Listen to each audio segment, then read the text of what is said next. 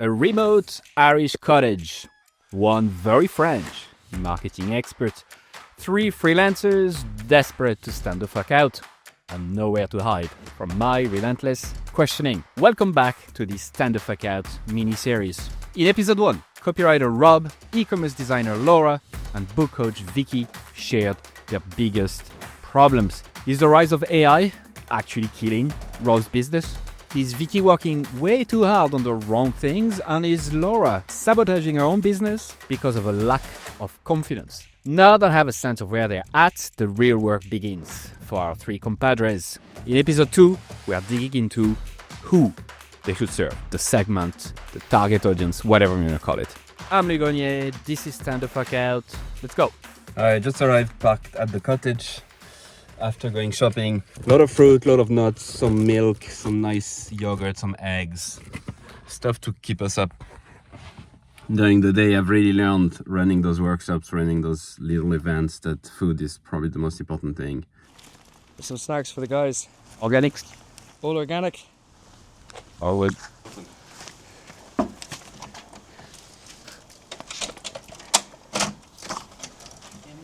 Good morning, folks.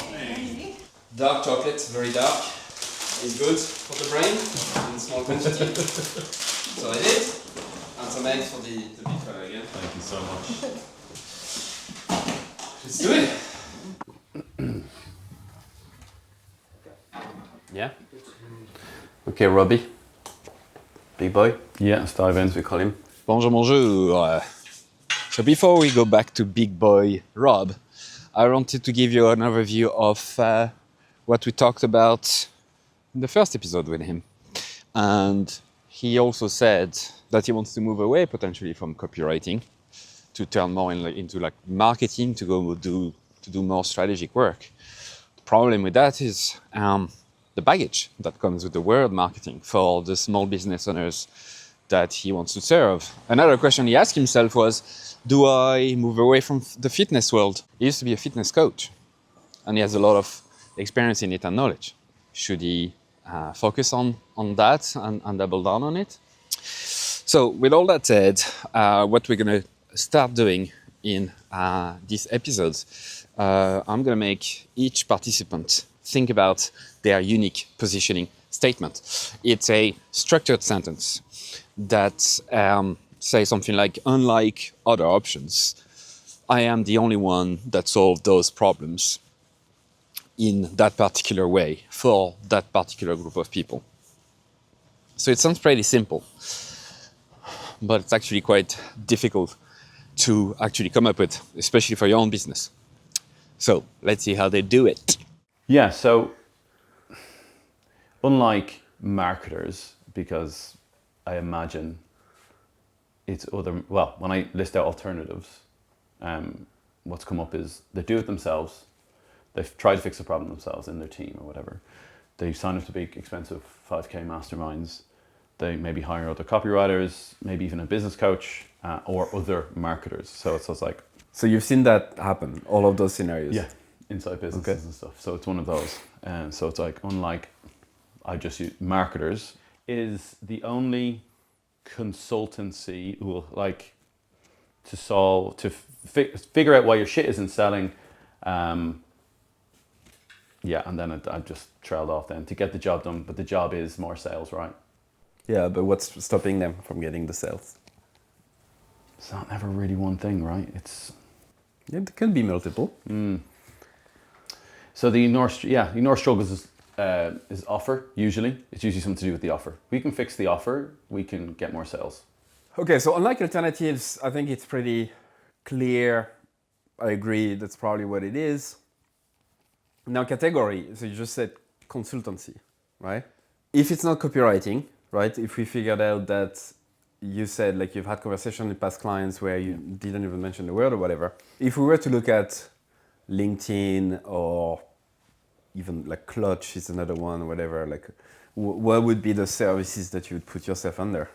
Most lately strategy consultancy, because the hard work is done through the tough conversations. Sorry, the gold is found through the tough conversations, through actually digging into the offer, why it exists, what it does, what's it doing for the person that buys it. So they say, oh shit, like we're not selling enough, sales are slow in the summer, we need a strategist. They're not saying strategist. So what are they saying? They're saying you can help me with marketing, Mm-hmm. but marketing has a negative connotation with. My client also says they hear marketers, they think fuck off. Okay. So then, that's interesting, by the way. That's actually key. There he goes. They bamboozle you with numbers that they can deliver on, but it doesn't put money in the bank. And he says, I can't pay my fucking electricity bill with clicks. Like, what do they think they need? So they don't like marketing. Do they like swallow the pill? Like how to swallow pills? Like they take it on the chin and say maybe we need to find a good marketer because we need marketing. Or so what do they? That's why, yeah, so I dug in and they gave me stories about shitty marketers that they've worked with. Marketers tend to try make the client fit into their box. So I'm a Google ad guy, you need Google ads. So I came in and went, email marketing's my thing right now. I said, but my job is not to ram it down your throat. So you listen to people. Yeah. That's Yeah. where the gold is. So my hunch tells me that the category for you must be marketing something, and you don't have to be clever about it. Like marketing guy could be as simple as that, marketing consultant. It doesn't matter as much. However, the way you talk about it on your website or anywhere we're going to decide where you to find clients must be as fucking sharp and direct as you just said. Like it needs to be so vastly different from what they're used to that they can, in their mind, understand that, yeah, you're a marketing guy, but you're not like the others. Because then the ignore struggles are closely related to this, which is like they are desperate to understand why they're not selling enough. They are desperate to make more money, and they are desperate because they've tried everything, including hiring other marketers like you or not like you, who've been forcing their agenda into them, saying, "Oh, you need Google Ads, or you need YouTube, you need this," but that didn't deliver the numbers, and they kind of lost themselves in the process.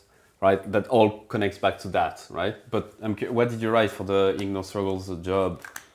So the ignore struggles, other marketers come in and they overlook the offer. Okay. Right, so they go, oh, we'll just get you, so you have an offer, great. We'll just do Google Ads and sell more of it. Where actually the real reason it's not converting as much is because the offers. They're channel obsessed, right? They obsess about communications, channels, the very, very last piece.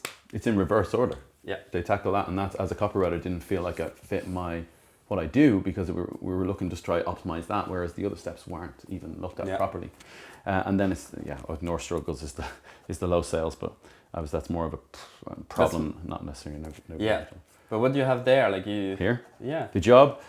So the job that they're hiring me to do is sales. It comes down to more sales. Like, and then it's record months, so it's I've got like you come in and you do it right and you get the sales. I like the record month. Your record months, yeah.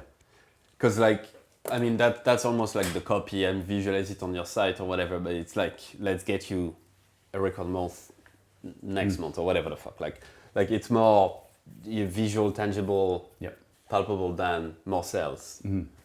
Do you remember one of the exercises in the book is you take the struggles you've identified and then we try to like think about who cares or suffers about from those struggles the most? My immediate thoughts was like they've had the same offer for ages and it used to sell well and now it's not selling as much. So it's like you yoga business who hasn't changed their offer because they don't really need to, right? Why not?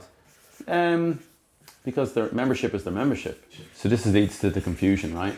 Our service is, if not better than it was 5 years ago, but we're not selling as much. So there is that kind of tension there, right? My feeling is that based on your past as a fitness instructor, it's obvious that it's easy to forget, what you know and take everything for granted. But like to me, it's fucking obvious that even though you could work with businesses outside of that, I would double down on the the type of businesses that touches on those, like industry, selling memberships and stuff like that. So gyms, yoga studios, I'm sure we can start naming others like more specific into that sector. I'm reluctant on this because, and I'll push back because at the start of the year, it's such a good. Now there's only a sample of one, such a good. A sample of one of why I made that decision. I've such a good relationship with the current yoga studio I'm working with, and we've done great things together. I'm also in a category of one with them because they don't know anything. Any person does what I do, so it's not like that copywriter wasn't working. Let's bring in another one, which is great for me because we can develop a long-term relationship, better numbers, all that, better results. So I said I'm going to be the yoga studio guy. I'm going to be the studio guy, or whatever, and I partnered up with a guy. And a guy who kind of does what I do, and we kind of said, right, I'll do the client-facing stuff, he'll do the creative stuff, and it was called outreach, right? But I approached next to 200 yoga studios, and it was just like spoke to a couple, didn't really, so had one phone call essentially, and then we had we tested. So this was basically 5-6 months of testing to see if this could be a runner. I just kept coming back to the margins are so tight. They also hate marketers. They also aren't used to spending money on people like me. So the roadblocks kept coming up. Now I'm aware that was cold outreach. There wasn't any authority, didn't know me. So that is worth bringing into the conversation. I'm not completely opposed to it because at the start of the year I was so fired up to work with these guys, and it's just that. Or maybe this isn't the category for me. The ability to pay me. Yeah. As well. So I'm not saying yoga in particular, but I don't think you should discount your history, the way you look. All of that are signals that, like your knowledge of the industry, all of that are signals that make a specific group of people more likely to respond to you and hire you. It's your world, right? Loosely, it's your world, and it's your credibility. You run. How did you call it? Fitness studio? No, fitness classes. Yeah, fitness, you did it, camp. right? Yeah. So all of that is advantages that a lot of people don't have that you do. And here's the next thing, like to actually check whether there's demand for this. Are there agencies that only work with this type of business? Yeah. Okay. Yeah. And where? In the UK and Ireland. Okay. So, and how long have they been in business? They're a pretty big business. Okay. So that's all, honestly, that's all I need to know in terms of is there demand for it and whatever. If you couldn't even think about it, like you've done the work, right? You've done the research, following the book, like the methodology. So that gives you an answer. In my opinion, based on what you just said there, if you capture just a small percentage of that market and the money that is flowing, you'll be happy and you'll get your goals, right? Yeah. No, I would love to help more of these guys. Yeah, absolutely. Yeah. Sounds good. All right. Thank you. That's it. That'll be 10 grand. Again, another little check-in before we get to Laura, our e-commerce designer. So she came into this experiment a bit burnout and comparing herself to others, a lot of negative emotions, and that's not really sustainable to run a business. She's been telling herself that she's just a web designer, and she felt safe putting herself into that box because the deliverables are very tangible. You just give a website and it feels safe, right? It feels a little box. But when we dug deeper, she has skills that are way, way more valuable. So we'll cover that. We'll also look into the specific event that makes e-commerce business owner actually spend money on marketing and how this could very well be a big opportunity for her. You'll also see an aha moment from her that finally makes her smile again, which was quite nice. Okay, so let's find out how she gets on with this exercise, the unique positioning statement. I think it's really the first step towards working to use those skills that she hasn't been using for a while. Laura, what do you have? So, unlike DIY or other designers, Web and Flow are the only Shopify specialists who turn your store from little hobby to legit brand so that tastemakers can get more order pings. Can you repeat the two after the category? What? To turn your store from little hobby to legit brand. to turn your store from little hobby to legit brands. So tastemakers can get more order notifications or pings. Tastemakers Yeah. is how you. That's fine. So that's great. I think you try to make it sound pretty rather than clear. As I said, like that almost could be on your website somewhere, and instead here it's more like let's write things down so that it's super clear and detailed. But I think you have all the ingredients. So when your best clients work with you, what have they used before you? Like what have they done? Themselves. I'm asking because the 0 to 1 is an interesting concept. Like, is it the first time they've ever hired help for their design, for their website? For their website, yeah. And then surely Shopify in particular, like their entire value prop is around you can do it yourself, right? I mean, they kind of push, it's self-serve. They kind of push you to say, use that template. You can customize, do your own thing. You don't have to hire a designer, right? Yeah. If you want it to look good there. Tell me more about that. I guess, want it to look okay, good. if I do a lot of migrations from other platforms as well there. And Okay. also I think there's this, like, they're sold this dream of diving in and it'll look as good as it does on maybe another platform, and then they realise very quickly that the learning curve's maybe steep, or that you're really confined within Shopify unless you know how to code or... What make them switch? What's the trigger? Yeah, okay. I've been diving into this because I've been, for that exact reason, like usually a new product launch, a new collection or a new campaign, and they're like, oh my gosh, I've got this amazing new product. I can't stick it on this website any longer. Interesting. Yeah. So that then makes them feel like, okay, because we're launching this new product, we need to do it properly, and it needs to be better. And the current platform just doesn't cut it anymore. And how it looks, yeah, even if it's not just platform specific, they're just like, oh, look, I can't put this like amazing new thing that I've invested in on this existing site. Okay. So triggers are a very, very important concept, which explains why people do things. And again, people could be in pain forever. Like, so to think about those e-commerce site owners, they could think that their site is not as good as it could be for years, back of their head. So that would be the struggle. But unless there is a trigger or set of triggers that make them actually do that thing and move past, go from 0 to 1, like hiring someone and whatever, then it's not gonna happen. So the new product launch is I would say probably an anticipated event, right? So expecting that something will happen. And so you have the deadline for the product launch, and anticipated event is like one of the key stuff. So that's a clear cut thing. And that's interesting for you because you can then match obviously your offering, but also before that the marketing and all of that. And with you, Vicky, we'll talk about that as well, like how to use Trigger to do that. That's exciting for me because I think this might be our ticket to a slightly different category position where you can get earlier and grab more of the money that they're willing to spend on things that they usually spend on. Because a new product launch is typically where they will, as you said, they'll invest quite a lot, right? And they've usually got skin in the game because they've probably invested in this new product, or like whether it's stock or they've started creating it themselves, depending on what kind of business there's no it way is. out, So right? it's like, Like, so you may as well make the most of it. Yeah. Okay, so what did you say your category?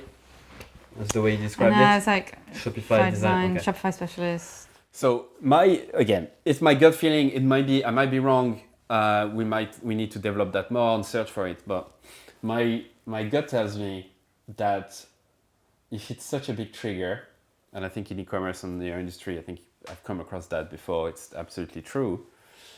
Then, if we forget about what you currently position it and wrote it, surely something like launch strategist or go-to-market, I don't know if go-to-market is a set of words that in e-com they use, but something that is more around the motion of the launch, helping you to prep your site for launch, prep your marketing for launch. But how does it feel, like that direction, potentially? Yeah, it does feel good. I think it feels aligned because, as I say, I noticed this trigger of like, they're coming for product launches, and it feels like quite a logical step to be involved in that. Yeah, it feels like a much bigger market to Yeah, play yeah. in, and it feels like you can be able to use skills that you have used, but almost against their will in a sense, like they're not paying for that. And also they lack so much confidence. I think sometimes if it's like a 1-2 person going into that product launch, a trusted partner. I end up being pulled in for, and enjoy being part of that conversation. But yeah, if I'm seen as the website person, sometimes you do get a bit of that, like, oh, can you just fix this? Can you just do that? And I still get that now of like, oh, this is broken. Yeah. Well, So it's like a change of mindset of how they view you. Absolutely. That's why. So the category is very important. That's why you really need to, when we pick the way you would describe yourself, like in as few words as possible. That's why Rob is like, marketing needs to be there, because at the end of the day, they know that it is marketing now. They don't want shitty marketing, but it's still marketing. And for you, yes, as soon as you're saying like you're a website designer, then the implication in their head, they associate it with fixing bugs and coding and whatever. But if you say, again, it might not be that, but I'm a launch strategist, like, they're not going to ask a launch strategist to fix their website. They're going to like bring him or her as a trusted partner to make sure they don't fuck it up, to make sure they don't forget anything, to make sure it's packaged properly, to get the best chance of success. Yeah, I like it. I'm just even thinking now of like metrics to track, and now like bringing that kind of thing in that I can't do as much at the minute because I'm just a designer. But yeah, It makes you smile. Yeah. There you go. Fucking smile. God, that makes me And so a laugh. feel like, no, And a it's laugh. like I've been so miserable. Sorry for the mic. I don't mean. You told me I could shout in the road mics. Never said that. Yeah, it feels exciting to me too. If we look back at your experience, you've literally run the entire CRO function for an agency, closed businesses, so sold the thing, closed it, did the work that goes way beyond designing Yeah. pages and shit, right? Yeah. So you have the skills, you have the interest, and I think there's demand for it. Just if I start Googling e-commerce launch strategies, right? And then I basically start picking stuff out in terms of, is that a Other term people doing it, that yeah. is that exists? So an e-commerce strategist now responsible for developing executing strategy to drive online sales. Okay, what I would then look into is like, are there consultant freelancers that have that as the exact title?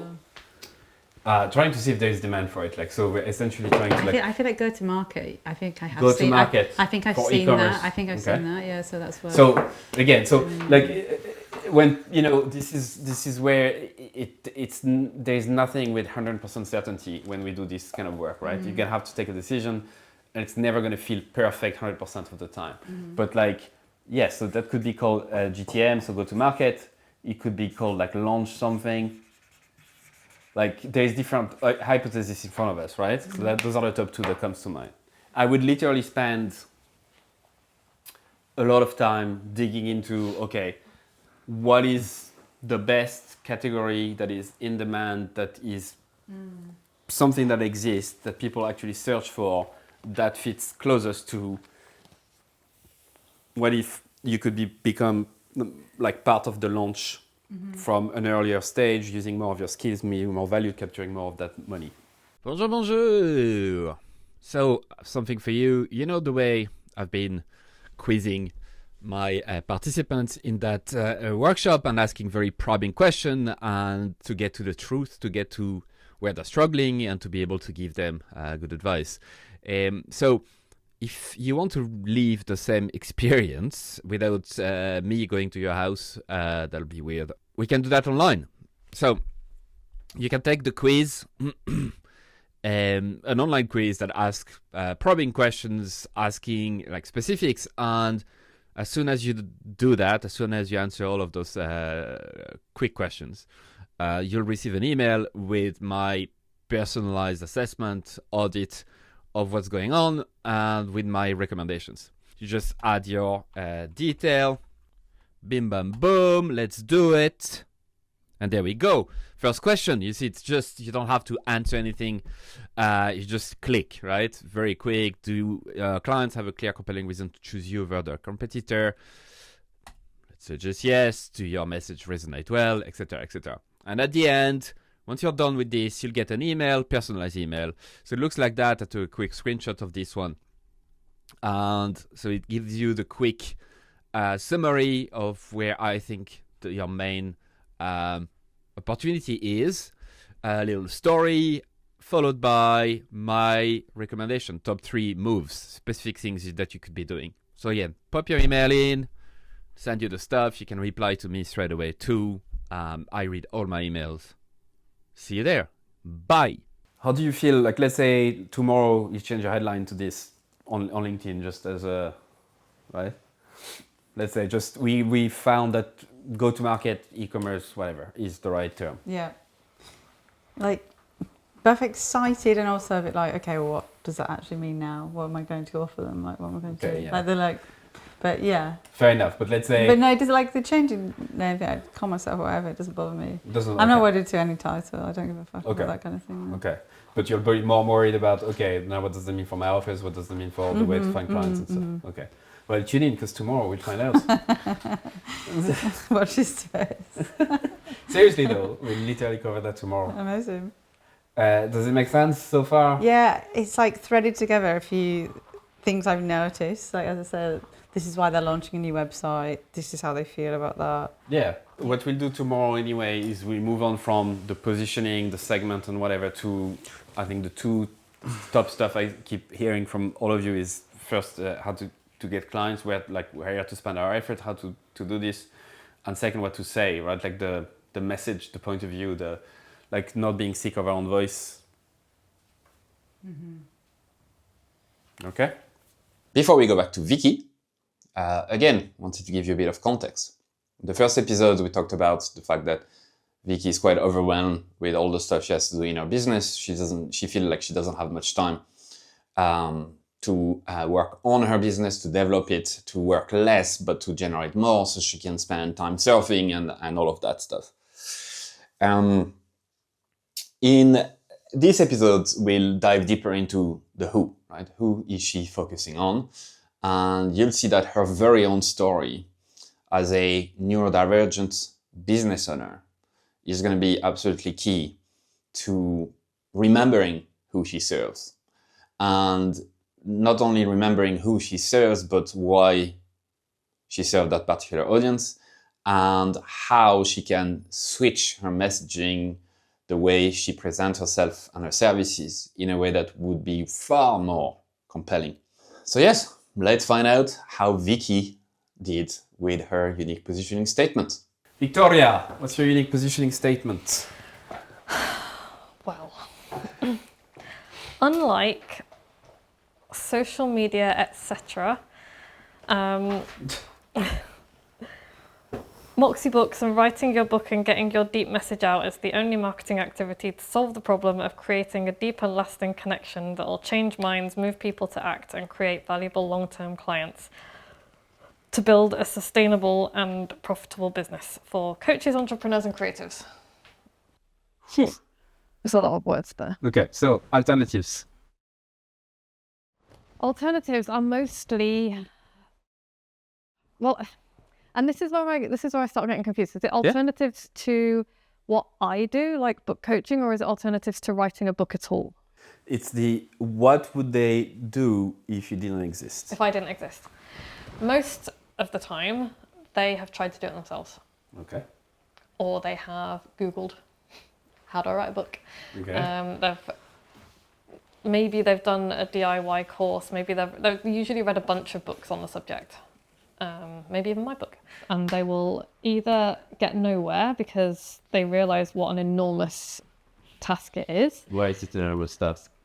It's because it's a book. It's not like a blog post. It's not like an email or a social media post. It's like people think of it as this massive mountain to climb rather than something that they can break into small pieces. So they'll either do nothing, they'll just think about it and talk about it, and eventually they'll get sick of their own bullshit and do something, or they'll make a start and realise that they don't really know what they're doing or how to do it, and so that draft or parts of the draft or the idea even will just sit in a drawer forever.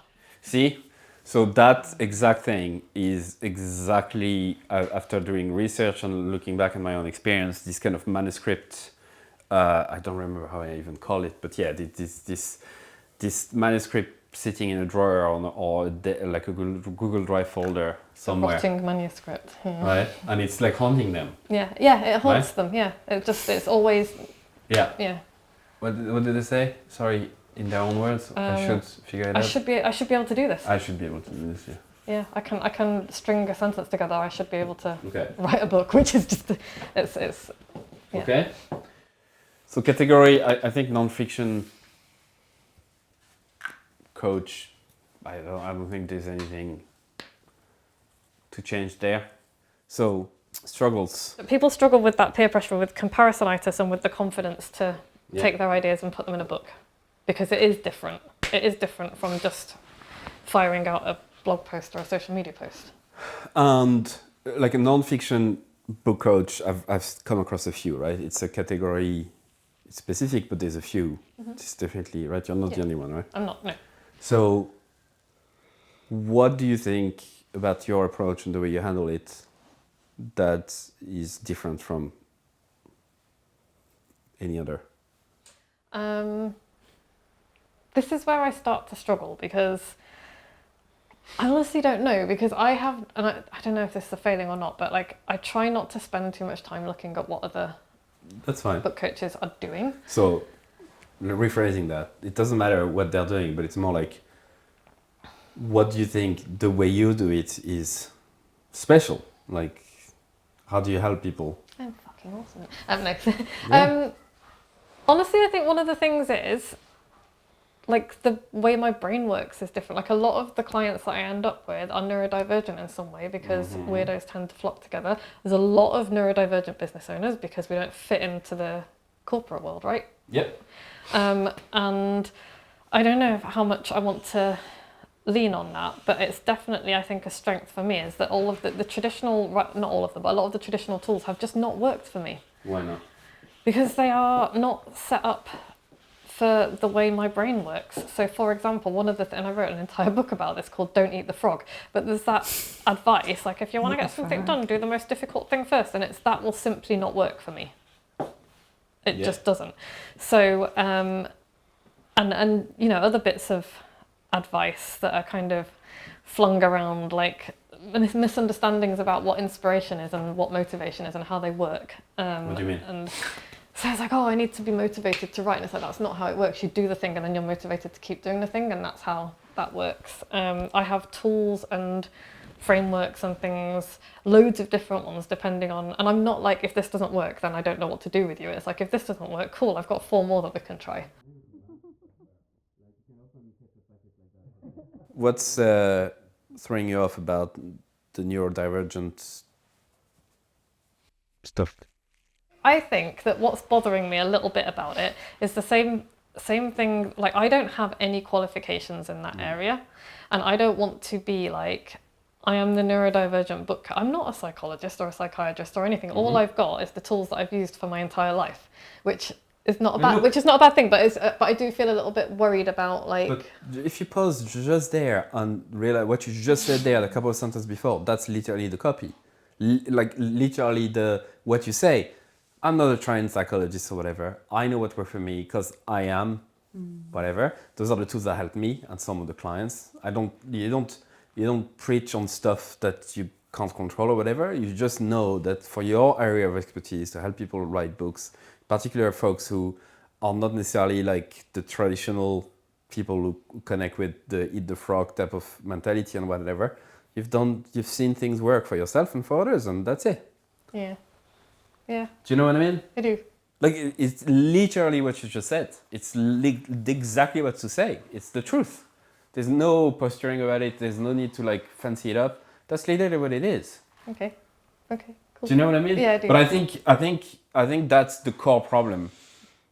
The reason why you struggle with, like what we talked about this morning, the reason why you struggle with not having as much fun as you could, or or not growing that email list and like stopping and whatever, because back of your mind, that is playing up, like preventing you from fully saying what you think, fully projecting what you believe about this crowd in particular, because this is your segment at the end of the day. Yeah. And so if you don't necessarily 100% feel comfortable advocating for them, helping them out, or like or talking about it openly, then I would understand why it's a struggle then to do the rest, because that's the center of your business, like the people you're serving. Yeah, I think, yeah, you're right. And because I'm fully confident that I can help them, because I do every day. Exactly, yeah. My whole thing is like, I want voices that aren't the voices that have traditionally been heard, which are the ones that fit into the very narrow, Yeah. straight white rich box. It's like actually the other lenses on the world, and that's the interesting part, is like that diversity of. If we look back at your LinkedIn the last 3 months or so, like how many posts do you think you've touched on those things? None. Maybe. That's mad, isn't it? Yeah. Because the reason why I said that is because those are your people. And I think by not showing up for them in that way, because your point of view is a way to protect your segment against harm, in a sense. It's a way for you to protect them and show that you're in their corner. And by not doing that, then you're doing them a disservice, right? We need kind of to find a way to describe that segment in a way that doesn't feel too, like it's neurodivergent, could be it, whatever, like what is a nice... I mean, maybe it is neurodivergent, that's inoffensive. Yeah, and then you can describe things more, like it's, you can talk about their problems and what they've struggled with in the past. If you try to follow the frog method, but you ended up blah, blah, blah. If I mean, again, that's my diagnosis. I might be wrong, my gut feeling, but it tells me that like, as soon as you go back to the root of who you're serving and why you're serving them and why them, because it's a mirror of you, like it's you, people like you do things like this, right? And once you have that, then the rest will start to click back into place. So what you say and how you say it and stuff, like the fact that you haven't touched on those subjects for 3 months plus, is a big telltale sign, in my opinion.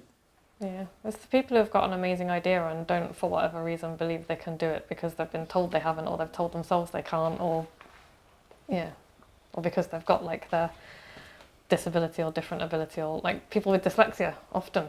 I can't write a book because I'm dyslexic, and it's like, well, that's not the only. It's not the only way to write a book. So I was thinking of calling myself the dyslexic copywriter, but I thought it might be brand. Yeah, don't do it. That's a stupid idea. I get you. Okay, so you feel like it's the right diagnosis, the right, like going into closer to the root cause? Yeah, especially I think to bring people in at that lower ticket level, I think that messaging will be really good, because I think those people need a little bit more time and exposure to my particular brand of bullshit. Yeah, and by virtue of the way of their function, like of the way they think, like. Yeah, because I've been burned a lot, like.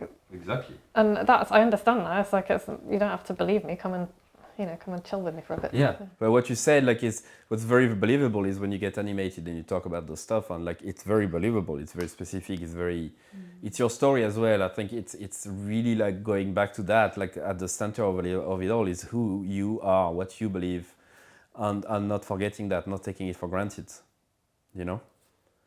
because as you said, that's why people look up to you. But like, that's. If we look at your email list and the way you position it and all of that, like you can see where the Venn diagram doesn't overlap that much. You know? Yes. I've spent a lot of time being what I thought I was supposed to be. Yeah. So stop acting like the way you think others expect you to act, and instead just leading from within and what really energizes you and what really pisses you off and who you really like to work with. And that's more than enough, So, we have a new fitness marketing guy, an e-commerce launch strategist, and a non-fiction book coach who's remembered who they really are. But right now, they are fresh positioning are just words. And words, just like clicks, don't pay the bills. So in episode 3, I've had to rack my brain to find a way to test their updated business direction for real.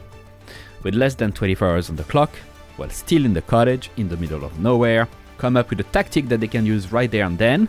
Something that is easy enough to explain, but you'll see very hard to do because it brings up all kinds of feelings and emotions. Anyway, I'll stop teasing it and I'll see you in episode 3.